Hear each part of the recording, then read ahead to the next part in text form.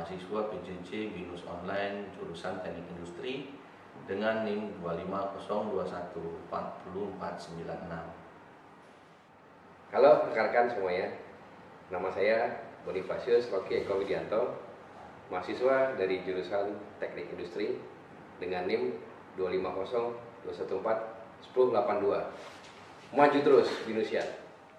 Berguna untuk bangsa, berguna untuk sesama. Teach for Indonesia, BINUS University.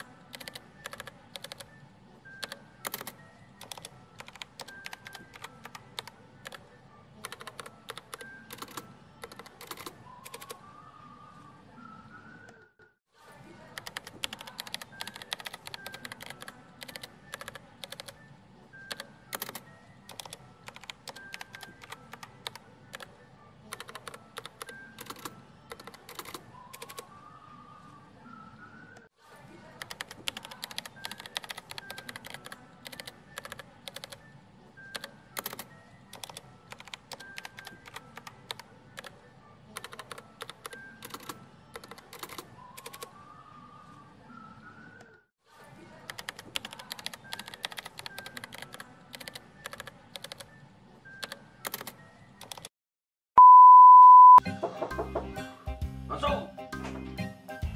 Weh, malam bro. Malam. Gimana? Ngapain lu? Biasa, ini cara cepet nih, gua dapat duit nih. Apaan? Gua dapat duit nih. Mana ada zaman sekarang dapat duit cepet. Ini makanya lihat nih, nanti gua dapat, gua kasih tahu lu. Apa namanya itu? Ini namanya petir membara. Petir membara. Yo. Iya. Nah, itu datang. Petir. Iya.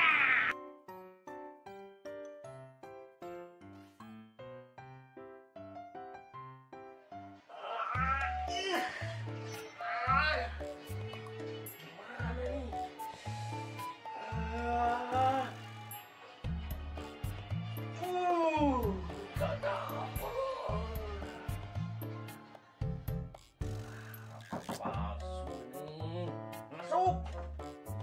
Weh, gimana bro? Katanya ada tempat aplikasi cari duit instan. Udah dapat. Semuanya gagal. Tuh, tadi bisa. Oh, tadi menang 5 juta. Cuman ini hangus lagi. Ini cuman basa-basi aja nih aplikasi game ini. Wah, yaudah deh kalau kayak gitu, gua nggak jadi install lah. Gua mau uninstall aja. Takut gua kalau rugi kayak lu. Ntar. Mau tobat aja lah dulu.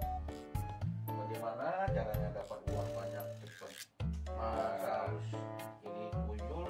Investasi bro, investasi yang betul. Lu belajar aja lah investasi dulu, nanti ajarin gua. Nanti gua jelasin habis ini Gua mau tobat dulu. investasi. Salam BINUSian. Terima kasih untuk kesempatan yang telah diberikan kepada kelompok kami. Saya Bonifasius Rocky Eko Widianto dengan NIM 25021411082 bersama rekan saya Muhammad Jigawa Iqbal dengan NIM 25021404996 mahasiswa Teknik Industri BINUS Universitas Online ingin menyampaikan terkait lanjutan dari video bijak berinvestasi. Definisi dan fungsi investasi sendiri adalah bagaimana cara mengolah dana untuk menghasilkan keuntungan jangka panjang dan cara untuk mempersiapkan masa depan yang lebih baik.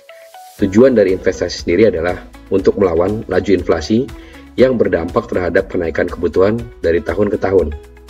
Kemudian, manfaat investasi sendiri berdasarkan jangka waktunya dibagi menjadi 3. Yang pertama adalah investasi jangka pendek. Yang kedua adalah investasi jangka menengah, dan yang ketiga adalah investasi jangka panjang. Kemudian kita lihat manfaat investasi jangka pendek. Investasi jangka pendek biasanya dibagi menjadi periode 1 sampai dengan 6 bulan. Fungsi untuk investasi jangka pendek yang pertama adalah untuk membiasakan cara hidup hemat. Kemudian yang kedua adalah mengatur keuangan dalam jangka pendek. Kemudian yang ketiga adalah merencanakan liburan bersama keluarga. Dan yang terakhir adalah untuk memenuhi target jangka pendek dengan instrumen investasi yang tepat. Kemudian manfaat investasi jangka menengah, yaitu adalah investasi dengan periode perencanaan keuangan dengan durasi 1-5 tahun. Manfaat investasi jangka menengah sendiri yang pertama adalah untuk mengatur perencanaan pendidikan anak. Sebagaimana tahu, kita harus mempersiapkan pendidikan anak kita dari mulai jenjang SD, SMP, SMA, sampai ke jenjang universitas. Yang kedua adalah mengatur kebutuhan perencanaan modal usaha. Yang ketiga adalah merencanakan kebutuhan perencanaan pernikahan. Kita juga ingin memiliki perencanaan-perencanaan untuk masa depan kita, salah satunya dengan perencanaan pernikahan. Maka, investasi jangka menengah ini cocok untuk digunakan bagi para rekan-rekan yang memiliki rencana untuk melakukan pernikahan. Yang keempat adalah merencanakan dana untuk kebutuhan pembelian properti, baik sebidang tanah, sebuah apartemen, maupun rumah, atau bentuk properti-properti yang lainnya yang ditawarkan di masa saat ini. Kemudian, lanjut, yang ketiga adalah manfaat investasi jangka panjang. Tujuan investasi jangka panjang sendiri adalah untuk mempersiapkan tabungan hari tua kita. Kelak kita sudah tidak bekerja lagi, kita harus mempersiapkan dari saat ini. Yang kedua adalah merencanakan tabungan untuk kesehatan di hari tua. Sebagaimana kita tahu bahwa kesehatan kita tahun demi tahun akan mengalami penurunan seiring bertambahnya usia, sehingga merencanakan tabungan kesehatan di hari tua adalah suatu hal yang bijak yang harus dilakukan sejak saat ini. Yang ketiga adalah menyiapkan dana untuk usaha setelah pensiun. Kemudian yang terakhir adalah bagaimana mempersiapkan tabungan untuk kuliah anak di masa mendatang, khususnya di jenjang kuliah, baik akan kuliah di luar negeri maupun di dalam negeri, tergantung kebutuhan masing-masing. Kemudian bagaimana money management untuk berinvestasi. Kita perlu menyisihkan pengeluaran kita setiap bulannya dari hasil pendapatan yang kita miliki. Bila kita lihat ada 3 cara untuk menyisihkan pendapatan kita. Yang pertama adalah 50% dari pendapatan kita untuk membiayai kebutuhan kita sehari-hari. Kemudian 30% dari pendapatan kita alokasi untuk keinginan, dan 20% dari pendapatan kita alokasikan untuk tabungan, di mana 20% ini nantinya akan digunakan untuk berinvestasi pula di instrumen-instrumen investasi yang ada di Indonesia. Berbagai macam instrumen investasi dan profil risiko masing-masing. Yang pertama adalah tabungan deposito. Tabungan deposito ini memiliki kategori profil risiko rendah. Untuk plus dan minusnya tabungan deposito terlampir sebagaimana berikut ini. Kemudian yang kedua adalah tabungan saham. Tabungan saham masuk kategori risiko tinggi. Mengapa risiko tinggi? Karena potensi return tinggi, kepemilikan perusahaan juga merupakan menjadi bagian dari investasi saham ini. Namun, risiko tinggi ini dikarenakan adalah butuh pengetahuan mendalam, baik itu terkait bagaimana cara membaca laporan kinerja keuangan untuk fundamental analisis maupun dari sisi teknikal analisis untuk membaca grafik dan lain sebagainya. Kemudian lanjut, investasi selanjutnya adalah obligasi atau yang kita sebut dengan surat utang negara. Kategori risiko dari obligasi sendiri adalah masuk kategori rendah hingga menengah. Kemudian kita masuk ke investasi selanjutnya, investasi emas, yang mungkin oleh kebanyakan orang dikatakan investasi yang sifatnya tradisional. Namun, investasi emas sendiri kelebihannya adalah untuk melindungi nilai aset kita atau safe haven. Kemudian likuiditasnya juga tinggi, sewaktu-waktu kita membutuhkan dapat segera dicairkan atau dijadikan dalam bentuk tunai. Kemudian minusnya adalah pendapatan yang tidak tetap dan risiko penyimpanannya membutuhkan area penyimpanan yang khusus. Kategori risiko investasi emas ini adalah rendah hingga menengah. Dan yang terakhir adalah investasi properti. Investasi properti nilainya cenderung naik dari tahun ke tahun.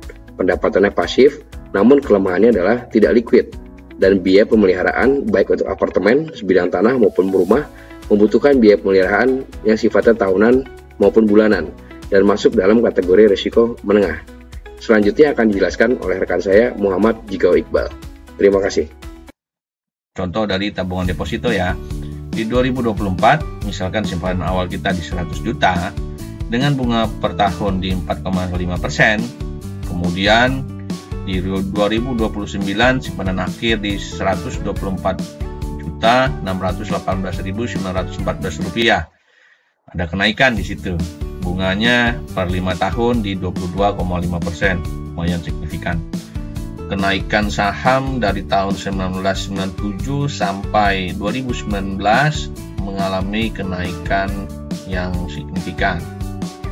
Bisa dilihat dari contoh simpulan perhitungan awal di tahun 1997 di perhitungan di bawah ini bahwa simpanan awal pada saham yang kita lakukan investasi di 10 juta, kemudian pada tahun 2019 sesuai dengan grafik dapat dilihat simpanan akhir kita menjadi 88 juta, 2 sekian. Bisa disimpulkan kenaikan uangnya menjadi ya 78,214 ribu ya, 78 juta 214 ribu. Kalau dilihat dari persentase, kenaikannya sangat signifikan sekali dari 1997 sampai 2019 di 782,14%. Lanjut, untuk investasi selanjutnya adalah obligasi atau surat hutang negara. Surat hutang negara ini merupakan kategori resiko investasi dengan rendah hingga menengah.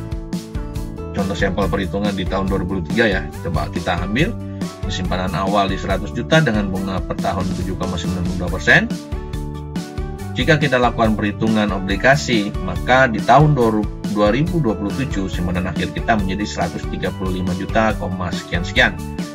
Maka dapat dihitung kenaikan uangnya menjadi 35 juta, 6 sekian. Investasi emas dari tahun 2019 ya, dari 2017 sampai 2022 itu kenaikannya sungguh signifikan. Dapat dilihat dari grafik di atas, kenaikannya pun sekarang di 970.000 ya per gram.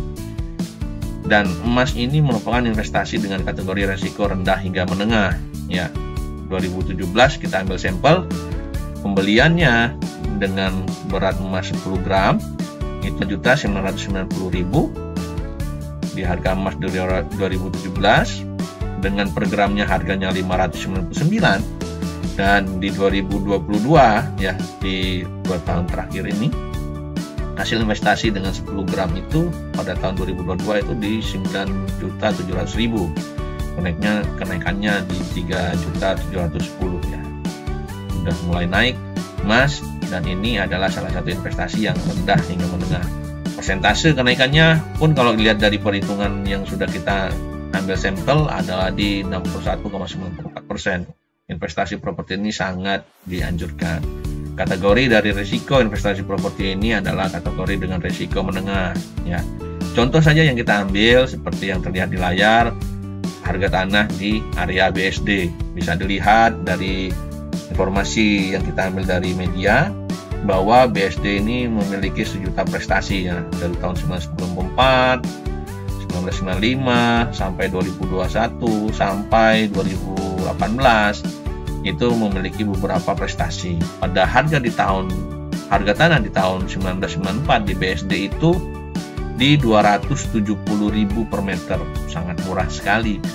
Kemudian kalau kita bandingkan dengan harga tanah tahun 2018 di BSD itu di tahun 2018 sekitar per meternya di 18 juta. Ya, inflasi keuangan inilah yang memberikan peluang kita untuk melakukan investasi sehingga keuangan kita semakin tahun menjadi lebih aman, seperti itu. Ya, dari sampel perhitungan ini, kenaikan nilai tanah dari 1994 sampai 2018 itu sekitar, dari sampel yang kita hitung itu sekitar 17.730.000 per meternya. Dengan perancangan yang baik dan langkah yang tepat, kita dapat menciptakan masa depan keuangan yang lebih cerah dan stabil. Investasi tidak hanya dimulai pada saat kita mulai dewasa ataupun mulai pada usia tua, tetapi investasi bisa kita mulai dari investasi kita di umur dini untuk anak-anak kita, gitu ya, sehingga hasilnya dapat dinikmati nanti setelah mereka dewasa dan semakin tua. Harapannya financial freedom bisa kita lakukan dan kita capai dari usia yang sudah kita rencanakan dari usia dini, sehingga di usia tua kita sudah bisa menikmati investasi yang kita tanamkan dari lama, seperti itu. Terima kasih, semoga bermanfaat. Tips for Indonesia dari Binus University. Saya Muhammad Jigawa Iqbal dan rekan saya Bonifasius Rocky mengucapkan terima kasih. Semoga bermanfaat dan semangat pagi.